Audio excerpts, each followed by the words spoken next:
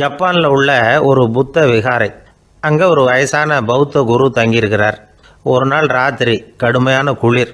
அவரால் தாங்க முடியல. பார்த்தார், மரத்தில் செஞ்ச புத்த சிற்பங்கள் அங்கே நிறைய இருந்தது.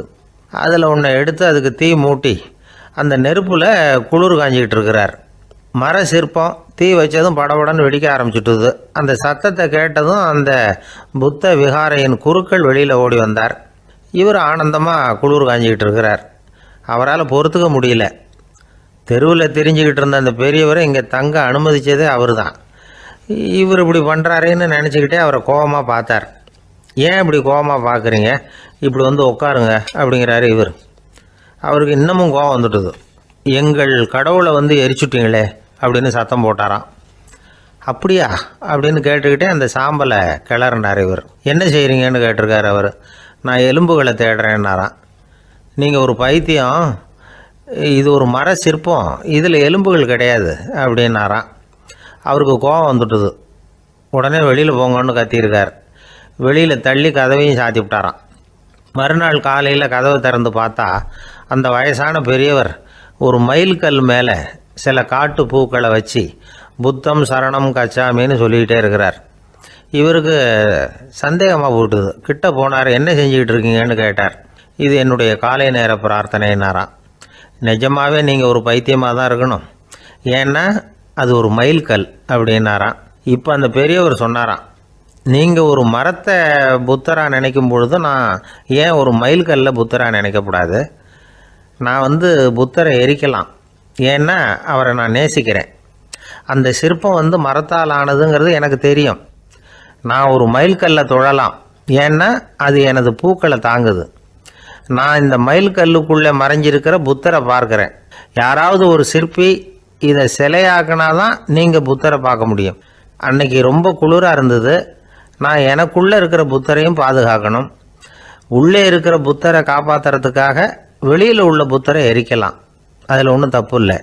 அது அவருடைய போதனையிலேயே இருக்குது. உனக்குள் ஜோதியாக இரு அப்படிங்கிறது அவருடைய போதனை. என்னுடைய புத்தர் வந்து குளிரில் நடுங்கிட்டு இருந்தார். அந்த மர சிற்பங்கள் வெயில் மழையில் உணர்ச்சி இல்லாமல் இருந்தது, அதனால் அப்படி பண்ணினேன். ஆனால் நீங்கள் என்ன பண்ணீங்க? நான் ஒரு மர புத்தரை எரிச்சதுக்காக உயிருள்ள புத்தரை வெளியில் தள்ளி கதவை சாத்தினீங்க அப்படின்னாராம் அந்த பெரியவர். உண்மையான பக்திங்கிறது இதுதான். அதாவது உனக்குள் ஜோதியாக இரு அப்படின்னு புத்தர் சொன்னார் இல்லையா, அது மாதிரி தனக்குள் ஜோதியாக இருக்கிற இந்த காலத்து ஆசாமிகள் நிறைய பேர் உண்டு.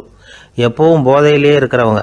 ஒரு நாள் நடு ராத்திரி ஒரு மது கடையில் ஒரு ஆள் அங்குள்ள சிப்பந்திகள்கிட்ட கேட்டுக்கிட்டு இருக்கிறான். மறுபடியும் இந்த கடை எப்போ திறப்பாங்கன்னு கேட்டானா. நாளைக்கு காலையில் 8 மணிக்கு திறப்பாங்க அப்படின்னு நானும் அங்கே இருந்த ஆள். அவன் திருப்பி திருப்பி அதையே கேட்டுக்கிட்டு இருக்கான். இவனுக்கு பதில் சொல்லி சொல்லி அழுத்து போச்சு. அதான் சொல்கிறேன் ஐயா, நாளைக்கு காலையில் வா அப்படின்னாங்களாம்.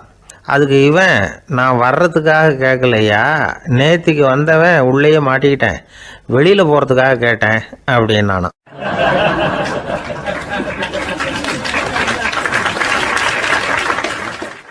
ஒரு ஊரில் ஒரு துறவி இருந்தார், புத்த சமய துறவி. அந்த ஊர் மன்னன் அவரை பற்றி கேள்விப்பட்டிருக்கான். ஒரு நாள் புறப்பட்டு போனான். துறவியின் பாதங்களை தொட்டு வணங்கினான். அதுக்கப்புறம் சொன்னான், ஐயா, நான் உங்களை அரண்மனைக்கு அழைச்சிட்டு போகிறதுக்காக வந்திருக்கிறேன். இனிமேல் நீங்கள் இங்கே எதுக்கு இருக்கணும் அப்படின்னானா.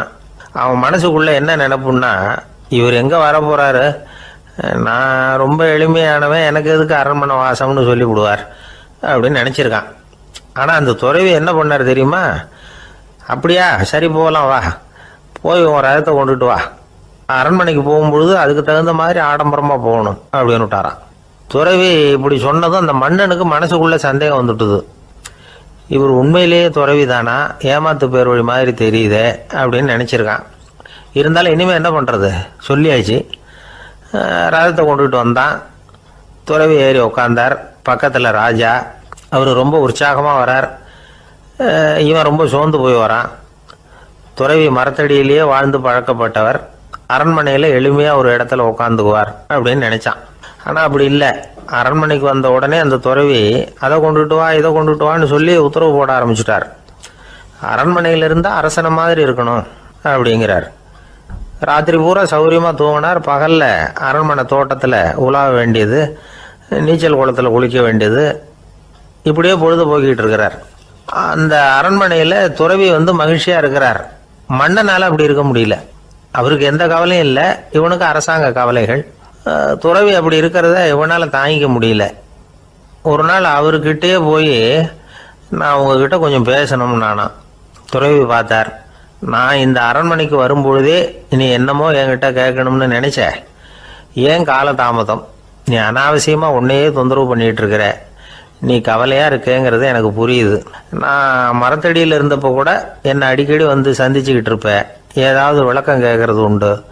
இங்கே வந்த பிறகு என்னை சந்திக்கிறது கூட அபூர்வமாக போயிட்டுது. நீ இப்போ என்ன கேட்க போகிறேங்கிறது எனக்கு தெரியும், இருந்தாலும் கேளு அப்படின்னாராம். வேற ஒன்றும் இல்லைங்க, இப்போ உங்களுக்கும் எனக்கு என்ன வித்தியாசம்? 2 பேரும் அரண்மனையில் தான் இருக்கிறோம். நீங்கள் மகிழ்ச்சியாக இருக்கிறீங்க, நான் அப்படி இருக்க முடியல.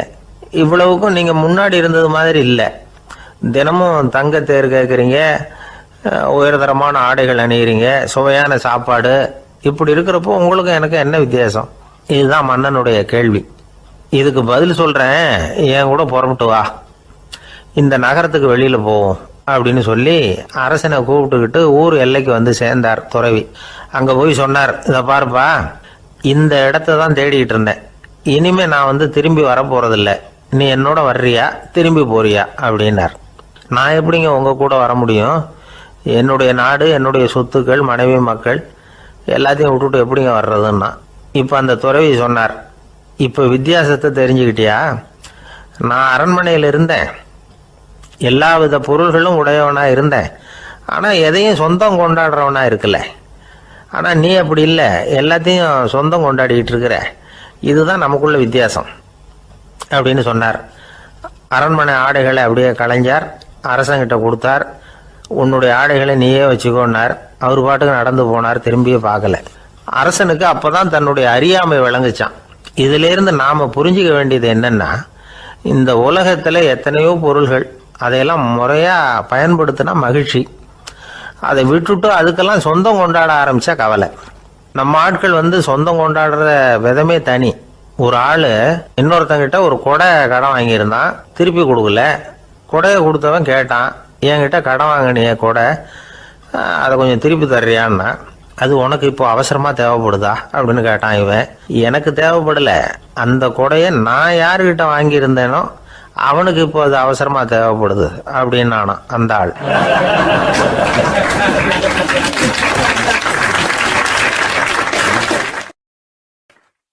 திபேத் நாட்டில் புத்த மடாலயங்கள் நிறைய உண்டு. அதுக்கு ஒரு தலைமையகமும் உண்டு. அது வந்து இந்த திபேத் தலைநகரம் லாசாவில் இருக்குது. ரொம்ப காலத்துக்கு அப்பால் அதை பற்றியெல்லாம் நிறைய விவரங்கள் எழுதி வச்சிருக்கிறாங்க. அது இப்போவும் நமக்கு கிடைக்குது. அதாவது ரொம்ப தூரத்துக்கு அந்தாண்ட மலைகளுக்கு நடுவில் ஒரு கிளை மடாலயம். அந்த மடத்தின் தலைவருக்கு வயசாயிட்டு தான். அதனால் தலைமை பொறுப்பை வந்து வேற ஒருத்தர்கிட்ட ஒப்படைக்கலாம் அப்படின்னு முடிவு பண்ணாராம். உடனே ஒரு லாமாவை கூப்பிட்டார். அவர் மூலமாக தலைமை மடாலயத்துக்கு செய்தி அனுப்புனார், பொருத்தமான வாரிசு ஒருத்தரை அனுப்பி வைக்கும்படியாக. அந்த வாலிப லாமா புறப்பட்டார். காடு மேடெல்லாம் நடந்து போகிறார். ரொம்ப நாள் கழித்து தலைமை பீடத்தை அடைஞ்சார். தலைமை குரு கிட்ட விவரத்தை சொன்னார். தகுதியான ஒருத்தரை அனுப்பி வச்சா அழைச்சிட்டு போகிறேன் அப்படின்னார். சரி, நாளைக்கு காலையில் நீங்கள் அவங்க எல்லாரையும் அழைச்சிட்டு போகலாம்னார் அவர். அவங்க எல்லாரையுமா? அங்கே தேவைப்படுறது ஒருத்தர் தானே அப்படின்னார் இவர். ஆமான்னார். அப்புறம் ஏன் எல்லாரையும் அழைச்சிட்டு போக சொல்கிறீங்கன்னார். அது இப்போ உனக்கு புரியாது. நான் ஒரு 100 பிக்குகளை அனுப்புகிறேன், அதாவது பிட்சுகளை. அவ்வளவு பேரையும் அங்கே வச்சு சமாளிக்க முடியாது அப்படின்னாரு இவர். இருந்தாலும் இப்போ அந்த தலைமை குரு என்ன சொன்னார்னா, அதை பற்றி கவலைப்படாத, நான் வந்து 100 பேரை அனுப்புகிறேன். அதில் 99 பேர் வழியிலேயே காணாமல் போடுவாங்க, ஒருத்தன் மட்டும்தான் வருவான். அவனும் அங்கே வந்து சேர்ந்துட்டான்னா நீ ரொம்ப கொடுத்து வச்சவன் அப்படின்னார். இவருக்கு ஒன்றும் புரியல. இருந்தாலும் மறுநாள் அந்த வாலிபலாமா 100 பேரை அழைச்சிக்கிட்டு புறப்பட்டார். போகிற வழியிலேயே பல பேர் அங்கங்கே பிச்சுக்கிட்டு போயிட்டாங்க. அவர் சொன்னது மாதிரியே வழியில் அவங்க ஊர்கள் இருந்தது தான் காரணம். அப்பா அம்மாவை பார்த்துட்டு வரேன் அப்படின்னு கொஞ்சம் பேர் போனாங்க. சொந்த பந்தத்தை பார்த்துட்டு வரேன் அப்படின்னு கொஞ்சம் பேர். ஒரு வாரம் ஆச்சு. இப்போ மிஞ்சினது 10 பேர் தான். வழியில் ஒரு நகரம், அங்கே சில பிட்சுக்கள் வந்து சந்தித்தாங்க. எங்கள் மடத்து தலைவர் இறந்துட்டார், உங்களில் யாராவது ஒருத்தர் எங்களுக்கு தலைவராக முடியுமா அப்படின்னு கேட்டாங்க. 10 பேரும் தயார். அதில் ஒருத்தரை அழைச்சிட்டு அவங்க போயிட்டாங்க. இன்னொரு ஊரில் சில பேர் வந்தாங்க, வழி மறிச்சாங்க. நில்லுங்க, எங்கள் மன்னர் மகளுக்கு திருமணம், அதை நடத்தி வைக்க 3 லாமாக்கள் தேவை அப்படின்னாங்க. இப்படி கொஞ்சம் கொஞ்சமாக எல்லாரும் காலி. கடைசியில் 2 பேரும் மிஞ்சினாங்க. அங்கே ஒரு இளம்பெண் எதிரில் வந்தா, எங்கள் அப்பா வேட்டைக்கு போயிருக்கிறாரு, இன்னும் திரும்பி வரல, வீட்டில் வேறு யாரும் இல்லை, தனியாக இருக்க பயமாக இருக்குது, யாராவது ஒருத்தர் எனக்கு துணையாக இருக்கணும் அப்படின்னு கேட்டுக்கிட்டா. எங்கள் 2 பேரில் நீயே ஒருத்தரை தேர்ந்தெடுத்துக்கோ, இல்லைன்னா எங்களுக்குள்ளே சண்டை வந்துடும் அப்படின்னாங்க. இப்போ மிஞ்சினவர் ஒருத்தர், அவருக்கும் ஒரு சோதனை வந்தது. ஒரு தர்க்கவாதி எதிரில் வந்தான், உன்னோட வாதம் பண்ணணும்னா. இவனோட வாதம் பண்ணுறேன், அது முடிய ரொம்ப காலம் ஆகலாம், தர்க்கத்தில் நான் ஜெயிச்சா அங்கே வரேன், இல்லைன்னா இவருடைய சீடனை ஆயிடுவேன் அப்படின்னார் அவர். கடைசியாக அழைக்க வந்த வாலிபலாமா மட்டும் வெறுங்கையோடு திரும்பி போனார். அங்கே இருந்த வயசான மடாதிபதி கேட்டார், எத்தனை பேர் அங்கேருந்து புறப்பட்டீங்கன்னார். என்னையும் சேர்த்து 101ன்னார் அவர். நல்லது, நீயாவது திரும்பி வந்தியே, அதுதான் எனக்கு போதும், ஏன்னா நீ தான் எனக்கு உண்மையான வாரிசு, அந்த 100 பேரில் யாரும் வரமாட்டாங்க அப்படின்னார் அவர். ஏன்னா அவருக்கு தெரியும் இவர் ஒருத்தர் தான் திரும்பி வருவாருங்கிறது. திபேத்தில் ஒரு பழங்கால பழமொழி உண்டாம், 100 பேர் செல்லலாம், எப்பொழுதாவது ஒருவன் அபூர்வமாக அடைய வேண்டிய இடத்தை அடைவான். இதுதான் அந்த பழமொழி. ஒரு உன்னதமான இலக்கை அடையணும்னா அது அவ்வளவு சுலபமான காரியம் இல்லை. இந்த காலத்து மடாலயம் ஒன்று, அதில் ஒரு தலைவர், அவருக்கு வயசாயிட்டுது, தனக்கு ஒரு வாரிசை நியமிக்கணும் அப்படின்னு ஆசைப்பட்டார். ரொம்ப கஷ்டப்பட்டு ஒருத்தரை பிடிச்சார், தனக்கு வாரிசாக நியமிச்சுட்டு அவர் சமாதி ஆயிட்டார். புதுசாக பொறுப்பேற்றுக்கிட்டவர் அப்படியே உட்காந்துருந்தார். அவரை தேடிட்டு பத்திரிகை நிருபர்கள்லாம் வந்தாங்க, கேட்டாங்க. அவர் உங்கள் பொறுப்பில் அவர் பெரியவர் விட்டுட்டு போன இது எவ்வளவு சுமாராக தேரும், எவ்வளவு விட்டுட்டு போனார் அப்படின்னு கேட்டிருக்கிறாங்க. அது என்ன ஒரு 50 லட்சம் இருக்கும் அப்படின்னாராம். அவ்வளவும் பணமா அப்படின்னு கேட்டிருக்காங்க. இல்லைங்க, கடன் அப்படின்னாராம் இவர்.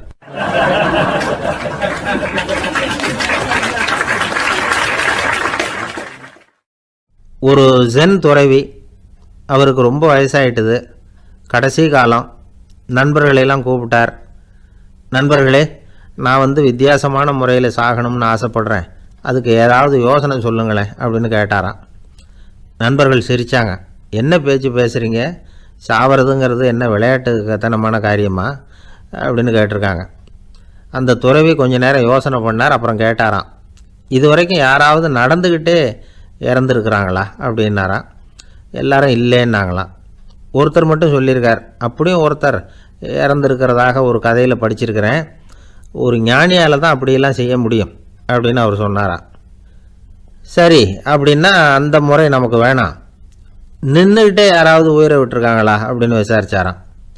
அப்படியும் ஒருத்தர் இறந்துருக்கிறார் அப்படின்னாங்களாம். மறுபடியும் அந்த துறவி யோசனை பண்ணியிருக்கிறார், ஏதாவது வித்தியாசமான முறையில் நாம் போகணும் அப்படிங்கிறது அவருடைய விருப்பம். மனிதன் எப்படி வாழ்கிறானோ அப்படி இறப்பது தான் நல்லது. சரி, யாராவது தலைகீழாக யோகம் செய்யும் நிலையில் இறந்துருக்கிறாங்களா அப்படின்னு விசாரித்தாராம். நண்பர்கள் சிரித்தாங்க. தலைகீழாக நின்னபடி இறந்ததாக நாங்கள் கேள்விப்பட்டதே இல்லை, அது முடியாத காரியம் அப்படின்னு இருக்காங்க. இப்போ அந்த துறவிக்கு திடீர்னு உற்சாகம் வந்துட்டுது. உடனே எழுந்திரிச்சார், தலைகீழாக நின்னார், அப்படியே உயிரை விட்டுட்டார். அவ்வளோதான். அந்த மடாலயத்தில் ஒரே குழப்பம், எப்படி அவரை கீழே இறக்கி படுக்க வைக்கிறது அப்படின்னு புரியல. இப்படி உயிர் விடுறதை பற்றி அவங்க இதுவரைக்கும் கேள்விப்பட்டதும் இல்லை. உண்மையிலேயே இவர் இறந்து தான் போனாராங்கிறதும் தெரியல.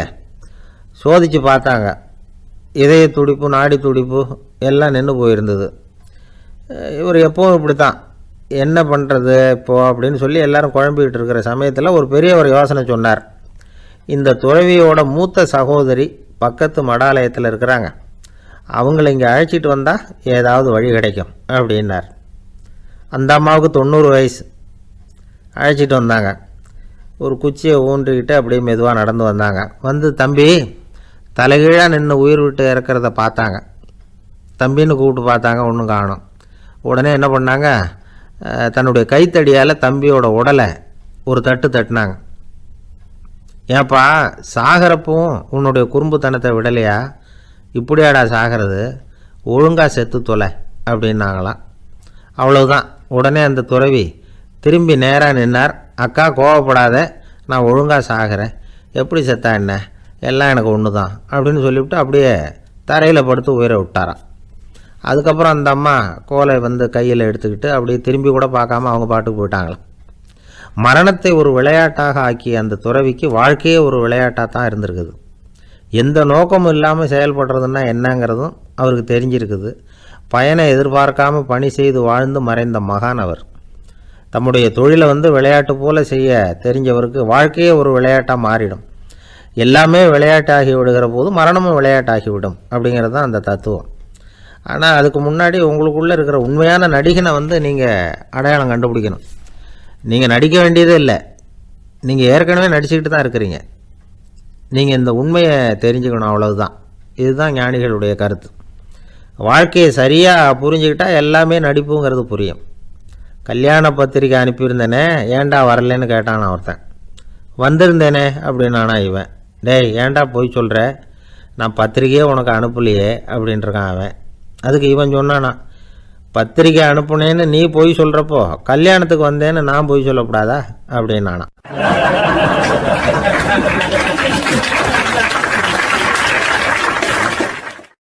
ஒரு அம்மா தெருவில் உட்காந்து என்னத்தையோ தேடிட்டு இருக்கிறாங்க. அந்த அம்மா ஒரு சூஃபி ஞானி. அவங்க பேர் என்னென்னா ரபியா அல் அடாவியா. அந்த அம்மாவுக்கு கண் கூட தெளிவாக தெரியாது. அந்த பக்கமாக வந்த சில பேர் இவங்களுக்கு உதவி செய்கிறதுக்காக வந்தாங்க. என்ன தேடிட்டு இருக்கிறீங்க அப்படின்னு கேட்டாங்க. இதுக்கு அந்த அம்மா, அந்த கேள்வி அவ்வளோ முக்கியத்துவம் இல்லை, நான் தேடிட்டு இருக்கிறேன், உங்களால் முடிஞ்சால் எனக்கு உதவி பண்ணலாம் அப்படின்னாங்களாம். உதவி செய்ய வந்தவங்களுக்கு ஆச்சரியம்.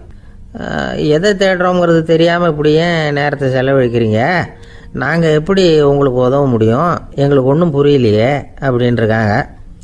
சரி, உங்களை திருப்தி பண்ணுறதுக்காக சொல்கிறேன், ஒரு குண்டூசி தொலைஞ்சி போச்சு, அதை தேடுறேன் அப்படின்னாங்களாம் அந்த அம்மா. அதுக்கப்புறம் இவங்களும் சேர்ந்து தேட ஆரம்பிச்சிட்டாங்க. கொஞ்ச நேரம் ஆச்சு, ஒன்றும் கிடைக்கல. உதவி செய்ய வந்தவங்களும் அழுத்து போட்டாங்க. அப்புறம் கேட்டாங்க, பாருங்கம்மா, இது ரொம்பவும் பெரிய தெரு, அகலமான தெரு, அதனால் குறிப்பாக நீங்கள் எந்த இடத்துல அந்த குண்டூசியை தொலைச்சிங்க அதை சொல்ல முடியுமான்னாங்களாம். இதுக்கு அந்த அம்மா, நீங்கள் மறுபடியும் அர்த்தமில்லாத கேள்வியை கேட்குறீங்க, உங்கள் கேள்விக்கும் நான் தேடுறதுக்கும் என்ன சம்மந்தம்னாங்களாம். இதை கேட்டதும் அவங்க ஒரு மாதிரி ஆயிட்டாங்க. என்னம்மா நீங்கள் பைத்தியம் மாதிரி பேசுகிறீங்க அப்படின்னாங்களாம். சரி, உங்களை மறுபடியும் திருப்திப்படுத்துறதுக்காக சொல்கிறேன், அதை நான் எங்கள் வீட்டில் தொலைச்சுட்டேன் அப்படின்னாங்களாம். அப்புறம் எதுக்காக இங்கே தேடிட்டு இருக்கிறீங்க அப்படின்னு கேட்டிருக்காங்க. ஏன்னா இங்கே தான் வெளிச்சம் அதிகமாக இருக்குது, அங்கே வீட்டுக்குள்ளே இருட்டாக இருக்குது, அதனால் இங்கே தேடுறேன், வெளிச்சம் உள்ள இடத்துல தானே தேட முடியும் அப்படின்னாங்களாம் அந்த ஞானி. இந்த கதைக்கு என்ன அர்த்தங்கிறத பெரியவங்க சொல்கிறாங்க. அதாவது இந்த தேடுதல்ங்கிறது ஒரு வியாதி. அது நம்ம சதா அலைய வைக்கும், பைத்தியமாக மாற்றுறதுக்கு முயற்சி பண்ணோம். ஒரு காலம் அது நிறைவு அடையவே அடையாது. வாழ்வுங்கிறது ஒரு புரிந்து கொள்ள முடியாத சதா இயங்கி கொண்டிருக்கிற ஒரு செயல். அதுக்கு ஆரம்பமும் இல்லை, முடிவும் கிடையாது. எதையோ தேடணும் அப்படிங்கிற உந்துதல் நமக்குள்ளே இருக்கும், ஆனால் குறிப்பாக எதை தேடிட்டு இருக்கிறோம் அப்படிங்கிறது புரியாது. அப்படி ஏதாவது ஒன்றை தேடி அடைஞ்சிடுறோம்னு வச்சுக்கோங்க, உடனே ஒரு அதிருப்தி வந்துடும். அதனால் வாழ்க்கைங்கிறது சலிப்பு நிறைந்தது அப்படிங்கிற எண்ணத்தை உண்டாக்கிக்கிறோம். ஒன்று அடைஞ்சதுக்கு அப்புறம் இன்னொன்று தேட ஆரம்பிச்சிருவோம். ஆக இந்த தேடல்ங்கிறது நாம் ஒன்று அடைஞ்சாலும் அடையாவிட்டாலும் தொடர்ந்து நடந்துக்கிட்டு தான் இருக்கும். இதுக்கு முடிவே கிடையாது. இந்த உண்மையை நாம் நல்லா புரிஞ்சுக்கணும் அப்படிங்கிறது பெரியவங்களுடைய கருத்து. ஏழையும் தேடுறான், பணக்காரனும் தேடுறான், நோயாளியும் தேடுறான், நோய் இல்லாதவனும் தேடுறான், அதிகாரம் உள்ளவனும் தேடுறான், அதிகாரம் இல்லாதவனும் தேடுறான், முட்டாளும் தேடுறான், அறிவாளியும் தேடுறான். ஆனால் யாரும் இதை தான் தேடி சாதிக்க போகிறோம், இதுதான் முடிவு அப்படின்னு திட்டவட்டமாக சொன்னதில்லை. ஒன்று அடைஞ்சதும் இன்னொன்று தேட ஆரம்பிச்சிடுறாங்க, அவ்வளோதான். அதாவது உங்களின் தேடுபவர் உங்கள் உள்ளே தான் இருக்கிறார், அவரை தேடி கண்டுபிடியுங்கள். இதுதான் ஞானிகள் நமக்கு சொல்லுகிற ஒரு ஆலோசனை. நம்மால் ஒருத்தன் ஜெயிலில் இருந்தான். இன்னொரு கைதி அவனை பார்த்து கேட்டான், ஏன்பா உன்னை பார்க்குறதுக்கு வெளியிலேருந்து யாருமே இங்கே வர்றது இல்லையே, உனக்கு சொந்தக்காரங்களே கிடையாதா அப்படின்னு கேட்டானா. ஏன் இல்லை, எனக்கு சொந்தக்காரங்க நிறைய பேர் உண்டு, அவங்க என்னை பார்க்க வராததுக்கு காரணம் வேற அப்படின்ட்டுருக்கான் இவன். என்ன காரணம்னு கேட்டான் அவன். அதுக்கு இவன் சொன்னானா, அதுக்கு என்ன காரணம்னா அவங்க எல்லாரும் இங்கே உள்ளேயே இருக்கிறாங்க அப்படின்னானா.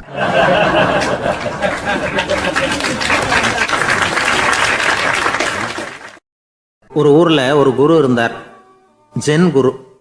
அவரை தேடிட்டு ஒரு மன்னர் வந்தார். வந்தவர் ஜப்பான் மன்னர். தோட்டக்கலையை பற்றி தெரிஞ்சுட்டு போகிறதுக்காக அவர் வந்தார்.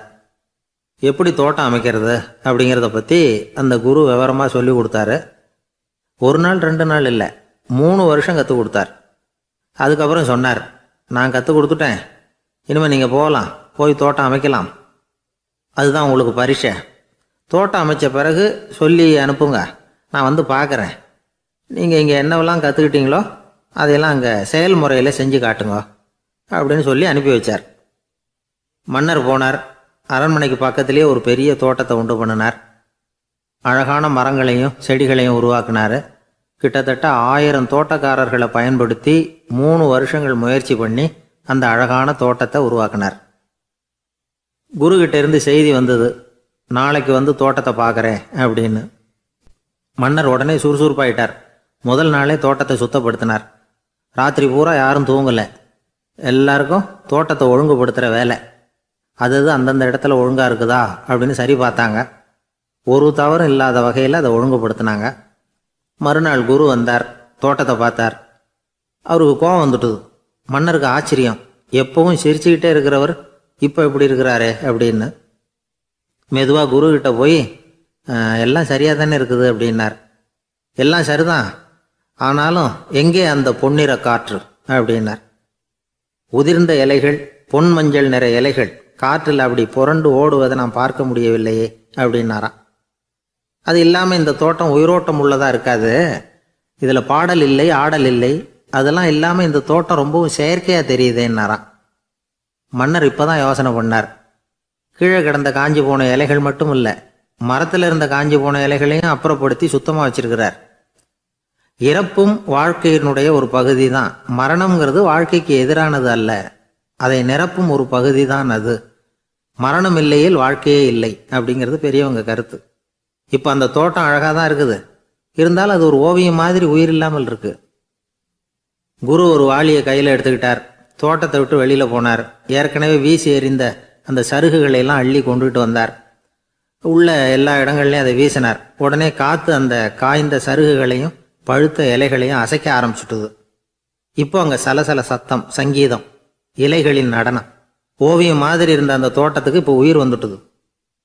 இதுதான் அந்த பொன்னான காற்று அப்படின்னாராம் குரு. மன்னருக்கு புரிஞ்சுது. மிகப்பெரிய ஜென் கேள்வி ஒன்று உண்டு. உம்மான் அப்படிங்கிற ஒரு பெரிய குருவை பார்த்து துறவி ஒருத்தர் கேட்டாராம், இலைகள் எல்லாம் கீழே விழுந்து மரங்கள் மொட்டையாக இருக்கும் பொழுது என்ன நடக்கும்? இதுதான் கேள்வி. இதுக்கு உம்மான் சொன்ன பதில் பொன்னான காற்று, தி கோல்டன் விண்ட் அப்படின்னாராம். இதுக்கு என்ன விளக்கம்னா, உன்னுடைய எண்ணங்கள் எல்லாம் உன்னுடைய மனசிலிருந்து கீழே விழுந்து உனது உள்ளுணர்வானது மொட்டையாக நிற்கும் நிலைதான் அது. உனது வேர்களின் அருகில் காற்று வீசுகிறது. எல்லா எண்ணங்களும் உன்னிலிருந்து வெகு தூரத்துக்கு புரண்டு கொண்டே சென்று விடுகிறது. நீ அவற்றை கடந்து விட்டால் நீ அவைகளுக்கெல்லாம் மேலெழுந்து கீழே பார்ப்பவனைப் போல நிற்க ஆரம்பித்து விடுவாய். அதுதான் தியானம் என்பது அப்படின்னு சொல்றாங்க. தியானம்ங்கிறது எண்ணத்துக்கு எதிரானதில்லை.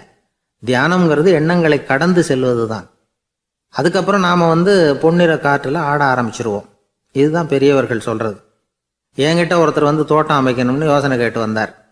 எல்லாம் சொல்லி கொடுத்தேன். செடிகள்லாம் செழிப்பாக வளரணும்னா வேர் காயாமல் பார்த்துக்குங்க, தினமும் தண்ணி விடுங்க அப்படின்னு சொல்லி அனுப்பி வச்சேன். 1 மாதம் கழிச்சு ஒரு தோட்டத்தை பார்க்கறதுக்காக போனேன். போய் பார்த்தா எல்லா செடியும் வாடி கிடக்குது. என்னங்க இப்படி பண்ணிவிட்டீங்கன்னு. நீங்கள் சொன்னபடி தான் செஞ்சேன்னார். என்ன செஞ்சீங்கன்னு கேட்டேன்.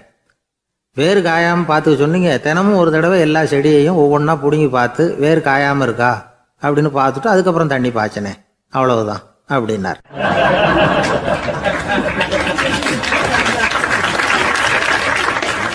ஒரு ஊரில் ஒரு பெரியவர் இருந்தார். அவர் ஒரு குரு. அவர் தொடர்ந்து தியான கூட்டங்கள் நடத்துவார். அந்த கூட்டத்தில் கலந்துக்கிறதுக்காக பல ஊர்கள்லேருந்து சீடர்கள் நிறைய பேர் வருவாங்க போவாங்க. ஒரு நாள் அங்கே கூட்டம் நடந்துக்கிட்டு இருக்குது. அந்த சமயத்தில் சீடர்களில் ஒருத்தன் என்னத்தையே திருடி விட்டான். மற்ற சீடர்கள் அதை கவனிச்சுட்டாங்க. இவன் ஆப்பிட்டுக்கிட்டான். கூட்டம் முடிஞ்ச பிற்பாடு இவன் திருடின விஷயத்தை அந்த பெரியவர்கிட்ட போய் சொன்னாங்களாம். அவர் கவனத்துக்கு கொண்டுகிட்டு போனாங்க. ஆனால் அவர் இதை காதிலே போட்டுக்கல, கண்டுக்கவே இல்லை. போய் சொன்ன சீடர்களுக்கெல்லாம் ஏமாத்தமாக போயிட்டுது. என்ன இது, இவ்வளவு தூரம் நாம் கண்டுபிடிச்சி போய் சொல்கிறோம், அவர் கண்டுக்கவே மாட்டேங்கிறாரே அப்படின்னு ஒரு மாதிரி ஆகிட்டாங்க. இருந்தாலும் அதை பற்றி ஒன்றுமே சொல்லிக்கல, பேசாமல் இருந்துட்டாங்க. கொஞ்ச நாள் ஆச்சு. அதே ஆள் மறுபடியும் ஒரு திருட்டில் மாட்டிக்கிட்டான். சீடர்கள் மறுபடியும் அந்த குருக்கிட்ட விஷயத்தை சொன்னாங்க. அவர் அப்பவும் வழக்கம் போல் சும்மாவே இருந்துட்டார். இவர் இப்படி இருக்கிறத பார்த்ததும் அந்த சீடர்களுக்கு கோபம் வந்துட்டுது. உடனே அந்த சீடர்கள்லாம் ஒன்று கூடி பேசினாங்களாம். எல்லாருமா சேர்ந்து ஒரு விண்ணப்பம் தயார் பண்ணாங்க. அதை குருநாதர்கிட்ட கொண்டுகிட்டு போய் கொடுத்தாங்க. அந்த விண்ணப்பத்தில் இவங்க என்ன எழுதியிருக்கிறாங்க தெரியுமா? குருநாதர் அவர்களே, உடனே திருடனவன் மீது சட்ட நடவடிக்கை எடுக்கணும். நீங்கள் அப்படி அவனை இங்கே சேர்க்கக்கூடாது. நீங்கள் சேர்த்திங்கன்னா நாங்கள் இங்கே இருக்கிறத பற்றி யோசிக்க ஆரம்பிச்சிருவோம். அவனை இந்த மடத்தை விட்டே துரத்தி பண்ணணும். நீங்கள் அவனை வெளியில் அனுப்புங்க, இல்லைன்னா நாங்கள் அத்தனை பேரும் வெளியில் போயிடுறோம். இப்படி தான் அந்த விண்ணப்பத்தில் எழுதியிருக்கிறாங்க. குரு அந்த விண்ணப்பத்தை வாங்கி படித்து பார்த்தார். அதுக்கப்புறம் அதை எழுதின அத்தனை பேரையும் கூப்பிட்டார். எல்லோரும் இப்படி வாங்கன்னார். வந்தாங்க. இப்படி என் எதிரில் உட்காருங்கன்னார். உட்காந்தாங்க. அப்புறம் சொன்னார், இதை பாருப்பா, நீங்கள் எல்லோரும் புத்திசாலிகள். உங்களுக்கு எது நல்லது எது கெட்டதுங்கிறது நல்லா தெரியும். நீங்கள் மேற்கொண்டு ஏதாவது படிக்கணும்னு நினச்சா வேறு எங்கே வேணும்னாலும் போகலாம். அதுக்கு நான் தடை சொல்ல மாட்டேன். ஆனால் உங்களால் குற்றம் சாட்டப்பட்ட அவன் இருக்கானே, அவன் எப்படின்னா அவனுக்கு எது நல்லது எது கெட்டதுங்கிறதெல்லாம் தெரியாது. அதனால தான் திருடுறான். நீங்கள் சொல்கிறது மாதிரி அவனை அடித்து துரத்தி விடுறோம்னு வச்சுக்கோங்க, அவனுக்கு எப்படி நல்லது கெட்டது தெரியும்? அவனுக்கு அதை யார் சொல்லி கொடுக்குறது? அதனால் இங்கேயே இருக்கட்டும், அதுதான் சரி. இதுக்காக நீங்கள் எல்லாரும் என்னை விட்டுட்டு போனாலும் சரி, அவனை நான் விரட்ட மாட்டேன் அப்படின்னு விட்டாரான். இவ்வளவையும் திருடனை அந்த சீடன் கேட்டுக்கிட்டே இருந்திருக்கான். அவன் கண்களில் கண்ணீர். அப்படியே எழுந்திரிச்சு வந்தான். குரு காலில் விழுந்தான். அவன் கண்ணீரில் அவனது தீமை கழுவப்பட்டது அப்படிம்பாங்க. அதாவது சீடர்களுக்கு அந்த குருவோட பெருமை அப்போ தான் புரிஞ்சுதான். ஒரு நல்ல ஆசிரியர் இருக்காருன்னு வச்சுங்க, நல்லா படிக்கிற பையனுக்கு தான் பாடம் சொல்லி கொடுப்பேன்னா அது என்ன பெரிய விஷயமா? மோசமாக படிக்கிறவனையும் மாற்றி காட்டுறேங்கிறது தான் பெருமை. இந்த காலத்து குரு ஒருத்தர் ஒரு ஆசிரமம் வச்சு நடத்திட்டு வந்தார். நிறைய பேர் தினம் வருவாங்க போவாங்க. ஒரு நாள் ஒருத்தன் வந்தான். அந்த குரு முன்னாடி போய் நின்னான். ஐயா, என்ன உங்கள் சீடனாக ஏற்றுக்கணும்னா. அந்த குரு நிமிர்ந்து பார்த்தார். உன்னுடைய நோக்கம் என்னன்னு கேட்டார். ஐயா, உங்ககிட்ட கொஞ்ச நாள் இருந்தேன்னா நல்ல பழக்க வழக்கங்களை கற்றுக்கலாம். அதுக்கப்புறம் வெளியில் போய் ஒரு நல்ல தொழில் தொடங்கி வாழ்க்கையில் முன்னுக்கு வரணுங்கிறது தான் என்னோட நோக்கம் அப்படின்னா. நீ சொல்கிறது சரி, ஆனால் உன்னால் இங்கே நல்ல பழக்க வழக்கங்களை கற்றுக்க முடியலேன்னு வச்சுக்கோ, அப்போ என்ன பண்ணுவேன் அப்படின்னு கேட்டார் அவர். அப்படி ஆச்சுன்னா என்ன, உங்களை மாதிரியே ஒரு ஆசிரமம் ஆரம்பித்து அதுக்கு குருவாக இருந்துட்டு போகிறேன் அப்படின்னு நானும்.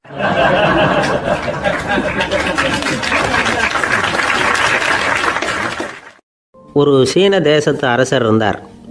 அவருக்கு வயசாயிட்டுது. அவருக்கு அடுத்தபடியாக அவருடைய புள்ள பட்டத்துக்கு வரணும், ஆட்சி பொறுப்பை ஏற்றுக்கணும். ஒரு நல்ல தலைவனுக்கு இருக்க வேண்டிய பண்புகள்லாம் தன்னுடைய மகனுக்கு இருக்கணும்னு விரும்பினார் அந்த அரசர். அதனால் இளவரசனை பக்கத்தில் இருந்த ஒரு குரு கிட்ட அனுப்புனார். இளவரசன் அவர்கிட்ட போய் சேர்ந்தான். அந்த குரு என்ன பண்ணார் தெரியுமா? இவனை பார்த்து சொன்னார், இதை பாருப்பா, நீ என்ன பண்ணுற, இப்போவே பக்கத்தில் இருக்கிற காட்டுக்கு போ, நடு காட்டில் போய் ஒரு இடத்துல உட்காந்துக்கோ. அங்கே என்னென்ன சத்தம்லாம் உன் காதில் விழுதுன்னு கவனித்து கேளு. உன் காதில் விழுந்த ஓசைகள் என்னென்னங்கிறத என்கிட்ட சொல்லு, அதுதான் எனக்கு தெரியணும், உனக்கு வேலையும் அதுதான் அப்படின்னு சொல்லி அனுப்பி வச்சுட்டார். இளவரசன் காட்டுக்கு போனான். குரு சொன்னபடியே ஒரு இடத்துல உட்காந்து கவனித்து கேட்டான். அதுக்கப்புறம் குருக்கிட்ட திரும்பி வந்தான். என்னென்ன சத்தம்லாம் கேட்ட அப்படின்னு கேட்டார் குரு. குருவே, காட்டில் நான் பறவைகள் சத்தம்லாம் கேட்டேன், மிருகங்களின் ஓசையையும் கேட்டேன், இதை தவிர இடி மின்னல் மழை இதுகளோட சத்தத்தையும் கேட்டேன் அப்படின்னா. குரு யோசனை பண்ணார், நீ இன்னமும் சரியாக கேட்கல, அதனால் மறுபடியும் காட்டுக்கு போ, கொஞ்ச நாள் தங்கியிருந்து கேட்டுட்டு வா அப்படின்னார். இளவரசனுக்கு ஒன்றும் புரியல. இருந்தாலும் குருவின் கட்டளையாச்சே, மறுக்க முடியுமா? உடனே அவன் மறுபடியும் காட்டுக்கு போனான். ஒரு இடத்துல உட்காந்தான். கொஞ்ச நேரம் உன்னிப்பாக கவனித்து கேட்டான். சில நாள் கழித்து குருக்கிட்ட திரும்பி வந்தான். குருவே, இந்த தடவை சில துல்லியமான சத்தங்களை எல்லாம் கேட்டான்.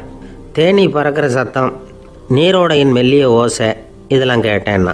குரு சிரித்தார். நீ மறுபடியும் காட்டுக்கு போ, இன்னும் சில நாள் அங்கே இரு, முழுமையாக கவனமாக கேட்டுட்டு வா அப்படின்னு சொல்லி அனுப்பி வச்சுட்டார். இளவரசனுக்கு குழப்பம் அதிகமாயிட்டுது. ஒன்றுமே புரியல. மறுபடியும் காட்டுக்கு போனான். மௌனமாக ஒரு இடத்துல உட்காந்துட்டான். அப்படியே தியானத்தில் ஆழ்ந்துட்டான். சில நாளில் அவனுக்கு இதுவரை கேட்காத ஓசைகள்லாம் கேட்க ஆரம்பிச்சிட்டுது. இதைத்தான் நான் கேட்கணும்னு என்னுடைய குரு எதிர்பார்த்துருக்கிறாருங்கிறத புரிஞ்சுக்கிட்டான். உடனே குருக்கிட்ட ஓடனான். குருவே, இந்த தடவை காதுகளுக்கு கேட்க முடியாத சில ஓசைகளை கூட என்னால் உணர முடிஞ்சுது. பூ மலருகிற ஓசை, சூரியனால் பூமி சூடாகிறப்போ எழுகிற ஓசை, காலை பனித்துளி இந்த புல்லுலாம் குடிக்கிற ஓசை, இது எல்லாம் என்னால் நல்லா கேட்க முடிஞ்சுது அப்படின்னா. குருவுக்கு இப்போ தான் திருப்தி ஏற்பட்டு தான் இளவரசனை பார்த்து சொன்னார், இதை பாருப்பா, இப்போ தான் நாட்டை ஆளுகிற தகுதி உனக்கு வந்திருக்குது அப்படின்னு சொல்லி அதுக்கு விளக்கமும் கொடுத்தாராம். எந்த அரசன் தன்னுடைய மக்களின் இதயம் பேசுகிற மௌன மொழியை, மௌன வார்த்தைகளை கேட்குறானோ அவன்தான் ஆள தகுதி உள்ளவன். எந்த அரசன் தன்னுடைய மக்களின் உணர்ச்சிகளை உண்மையாக உணர்றானோ அவன்தான் முதன்மையான அரசன். போலி வார்த்தைகளை மட்டும் கேட்டுட்டு பல மௌன ராகங்களை காதில் வாங்கிக்காதவன் அரசனே இல்லை. எந்த நாட்டில் எப்போ ஒரு அரசன் தன்னுடைய மக்களின் உணர்ச்சிகளை கேட்க மறுக்கிறானோ அன்னையிலேருந்தே அந்த நாடு அழிய தொடங்குது அப்படின்னு அர்த்தம். இதுதான் அந்த குரு இளவரசனுக்கு போதிச்சது. வாயால் பேசுகிறத மட்டும் கேட்டு ஏமாறக்கூடாது, உணர்ச்சிகளையும் கேட்குறதுல தான் மனப்பக்குவம் உண்டாகும். மக்கள் உணர்ச்சிகளை புரிந்து கொள்ளாத அரசர்கள் நீடிச்சிருக்க முடியாது. அது மாதிரி நாடுகளில் அடிக்கடி குழப்பம் தான் உண்டாகும். அப்படி இருந்தால் அடிக்கடி ஆட்சி மாறிக்கிட்டு இருக்கும். அப்படிப்பட்ட ஒரு தேசம், அங்கே ஒரு சிறைச்சாலையில் 3 கைதிகள் பேசிக்கிட்டு இருந்தாங்க. ஒருத்தன் சொன்னான், நான் இந்த நாட்டு ராஜாவை எதிர்த்து பேசிக்கிட்டு இருந்தேன், அதனால் என்னை பிடிச்சி கொண்டாந்து இங்கே போட்டுட்டாங்க அப்படின்னா ஒருத்தன். இன்னொருத்தன் சொன்னான், நான் இந்த நாட்டு ராஜாவை ஆதரித்து பேசிக்கிட்டு இருந்தேன், அதனால் என்னை பிடிச்சி கொண்டாந்து இங்கே தள்ளிவிட்டாங்க அப்படின்னா. அது சரி, நீ என்ன தப்பு பண்ண அப்படின்னு சொல்லி 3வது ஆளை பார்த்து இவங்க கேட்டாங்க. அதுக்கு அந்த ஆள் சொல்கிறான், நான் தான் இந்த நாட்டு ராஜா அப்படின்னானா.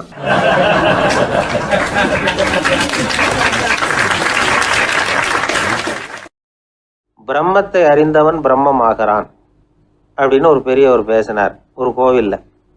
தைத்திரிய உபனிஷத்து அப்படி சொல்லுதான். இதை கேட்கும் பொழுது நமக்கு ஒரு சந்தேகம் வரும். அது எப்படி? பிரம்மத்தை அறிந்தவன் பிரம்மம் ஆகிறான்னா, சிங்கத்தை அறிந்தவன் சிங்கம் ஆகிறானா, தோசையை அறிந்தவன் தோசை ஆகிறானா? இப்படிப்பட்ட சந்தேகம் நமக்கு வர்றதுல ஒன்றும் ஆச்சரியம் இல்லை. இது இயற்கை. இதுக்கும் அந்த பெரியவரே பதில் சொல்கிறார். சிங்கம் வேற, நாம வேற. அதனால் சிங்கத்தை அறிந்தவன் சிங்கம் ஆக மாட்டான். ஆனால் பிரம்மம் வேற, நாம வேற இல்லை. அதனால் பிரம்மத்தை அறிந்தவன் பிரம்மமாகறான் அப்படிங்கிறது அவரோட விளக்கம். மனிதன் அவன்தான் தான் பிரம்மங்கிறது தெரியாதனால தான் அதை வேற எங்கேயோ தேடிட்டு இருக்கிறான். கடைசியில் அது தான் தாங்கிறது புரிஞ்சுக்கிற பொழுது அவன் பிரம்மம் ஆயிடுறான். இதை விளக்கிறதுக்கு ஒரு உபநிஷத்து கதையே இருக்குது. நமக்கு தெரிஞ்ச கதை தான், ஆனால் அதை வேறு விதமான அர்த்தத்தில் விளையாட்டாக சொல்லிகிட்டு இருக்கிறோம். ஒரு சமயம் ஒரு 10 நண்பர்கள் ஒரு காட்டு வழியாக போய்கிட்டு இருக்கிறாங்க. குறுக்க ஒரு நதி, அதை கடந்து அடுத்த பக்கம் போகணும். எல்லாரும் ஒரு வழியாக கடந்து அடுத்த கரைக்கு போய் சேர்ந்துட்டாங்க. அங்கே போய் சேர்ந்ததுக்கப்புறம் எல்லாரும் பத்திரமா வந்து சேர்ந்துட்டோமா அப்படின்னு தெரிஞ்சுக்கிறதுக்காக எண்ணி பார்க்குறான் அந்த கூட்டத்து தலைவன். அவங்க மொத்தம் 10 பேர். ஆனால் அவன் எண்ணி பார்க்குறப்போ 9 தான் வருது. ஏன்னா அவன் தன்னை விட்டுவிட்டான். எதிரில் நிற்கிறவங்கள மட்டுமே எண்ணுறான். ஐயோ 10வது ஆள் எங்கேங்கிறான், பதறான். சரி நீ இரு, நான் எண்ணி பார்க்குறேன்னு சொல்லிவிட்டு இன்னொருத்தன் வந்து எண்ணுறான். அவனும் தன்னை விட்டுட்டு எண்ணுறான். 9 தான் வருது. எல்லாரும் கொய்யோ முறையோன்னு கத்த ஆரம்பிச்சிட்டாங்க. அந்த சமயத்தில் ஒரு பெரியவர் அந்த பக்கமாக வர்றார். என்ன விஷயம்னு விசாரிக்கிறார். 10வது ஆள் 6 அடிச்சுட்டு போட்டுது அப்படின்னு சொல்லி இவங்க அழறாங்க. சரி அழாதீங்க அப்படின்னு சொல்லி அந்த தலைவனை பார்த்து இப்படி வாங்குறார். வர்றான். இப்போ எனக்கு முன்னாடி ஒரு தரம் எண்ணு பார்க்கலாம்ங்கிறார். 1 2 3ன்னு ஆரம்பித்து 9ல் வந்து முடிக்கிறான். உடனே பெரியவர் நீ தான் அந்த 10வது ஆள் அப்படிங்கிறார். இது உண்மை. நாம தான் அது. நாம தான் நம்மளை வேற எங்கேயோ தேடிட்டு இருக்கிறோம். நாம் எங்கேயோ தேடிட்டு இருக்கிறோமே, அந்த பிரம்மம் நாம தான். இப்படி ஒரு பெரிய உண்மையை விளக்கிறதுக்காக தான் அப்படி ஒரு கதை சொல்லப்பட்டது. ஆனால் அதை நாம் வேறு விதமாக வேடிக்கையாக உபயோகப்படுத்திக்கிட்டு இருக்கிறோம். எப்படி தெரியுமா? ஒரு ஆத்தங்கரையில் ஒரு 10 பேர் முழிச்சுக்கிட்டே நின்றுக்கிட்டு இருந்தாங்களாம். அந்த பக்கமாக வந்த ஒருத்தன் ஏன் இப்படி முழிச்சுக்கிட்டு நிற்கிறீங்கன்னு கேட்டிருக்கிறான். எங்களுக்கு நீச்சல் தெரியாது, நாங்கள்லாம் அடுத்த கரைக்கு போய் சேரணும் அப்படின்னு நாங்களாம். சரி நான் கொண்டுட்டு போய் விட்றேன், எல்லாரும் அக்கறைக்கு போய் சேர்ந்த உடனே ஆளுக்கு ₹1 வீதமாக மொத்தம் ₹10 எனக்கு கொடுக்கணும் அப்படின்ட்டுருக்கான் இவன். சரின்னு ஒத்துக்கிட்டாங்க. இவன் ஒவ்வொருத்தராக கையை பிடிச்சி மெதுவாக ஆற்றுல இறக்கி அழைச்சிட்டு போயிட்டான். 9 பேரை கரை சேர்த்துட்டான். 10வது ஆள் பாதி ஆற்றுல போயிட்டு இருக்கிறப்போ திடீர்னு வெள்ளம் வந்துட்டுது. புடி நழுவி போச்சு. கையை விட்டுட்டான். வெள்ளம் அடிச்சிட்டு போட்டுது. அழைச்சிட்டு வந்தவன் நீச்சல் அடித்து தடுமாறி கரைக்கு வந்து சேர்ந்துட்டான். கரையில் இருந்தவங்களுக்கு இந்த விஷயம் தெரியாது. இருந்தாலும் இவன் உடம்பு பூரா நனைஞ்சி கொஞ்சம் அதிகமாக மூச்சு வாங்க நின்றுக்கிட்டு இருந்தானா, ஏங்க ஏன் இப்படி மூச்சு வாங்குது, என்ன விஷயம் அப்படின்னு கேட்டாங்களாம். அதுக்கு இவன் கொஞ்சமாக அலட்டிக்காமல் சொன்னானா, வேற ஒன்றும் இல்லை, நீங்கள் கொடுக்க வேண்டிய ₹10 ₹1 குறைஞ்சி போச்சு, அவ்வளவுதான் அப்படின்னானா.